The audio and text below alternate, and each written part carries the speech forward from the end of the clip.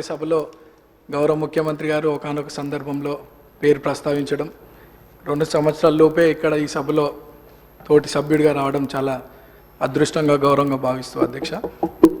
మా సామాన్య కుటుంబం నుండి వచ్చినటువంటి నాకు ప్రజాసేవ కల్పించే అవకాశం కల్పించినటువంటి మా ముఖ్యమంత్రి గారికి, కాంగ్రెస్ పార్టీ పెద్దలకు ఈ అవకాశాన్ని స్వాగతిస్తూ మా ప్రాంత ప్రజలందరూ కూడా నన్ను ఆశీర్వదించి సభకు పంపించడం వల్ల అందరికి కూడా మనసారా కృతజ్ఞతలు తెలియజేస్తూ, సార్ ఈ సభలో మాట్లాడే ప్రతి మాట ప్రతి అంశం కూడా ప్రజల జీవితాలతో ముడిపడింది కాబట్టి సభ గౌరవిస్తూ సభ మర్యాదలను పాటిస్తూ ముందుకు సాగుతానని, మా ప్రాంత ప్రజల యొక్క సమస్యలు పరిష్కరించడానికి గౌరవ ముఖ్యమంత్రి గారి ఆశీస్సులతో సలహాలు సూచనలతో మా ప్రాంత ప్రజల సమస్యలు పరిష్కరిస్తూ వారి సంక్షేమ అభివృద్ధి కోసం సాగుతాను ముందుకి, అదే నా లక్ష్యంగా పెట్టుకొని ముందుకు సాగుతానని.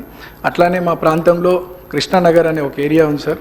దాదాపు 30-40 సంవత్సరాల నుండి అక్కడ వర్షాకాలంలో చాలా వర్షం వల్ల చాలా ఇబ్బందులకు గురవుతున్నారు ప్రజలు. మా మంత్రులు అధికారుల దృష్టికి తీసుకెళ్ళినారు. అది పని కొద్దిగా ఆలస్యం అవుతుంది, తొందరగా పూర్తి చేయాలని ఒకటి సభ ద్వారా కోరుకుంటున్నాను. అట్లానే హైటెన్షన్ లైన్స్ మా ప్రాంతంలో ఉండడం వల్ల పదుల సంఖ్యలో ప్రజలు చనిపోయినటువంటి విషయం పూర్వంలో, అది కూడా అధికారుల దృష్టికి తీసుకెళ్ళినారు. అది కూడా అండర్ గ్రౌండ్ కేబులింగ్ ఫాస్ట్గా చేస్తే ఆ ప్రాంత ప్రజలు సురక్షితంగా ఉంటారనేది ఒక సందేశం మీ ద్వారా అందిస్తున్నాం అధ్యక్ష.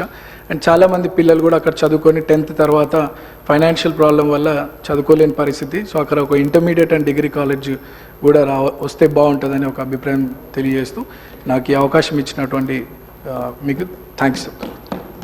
మినిస్టర్ సభ్యులు చెప్పిన అంశాలని నోట్ చేసుకోవడం జరిగింది అధ్యక్ష.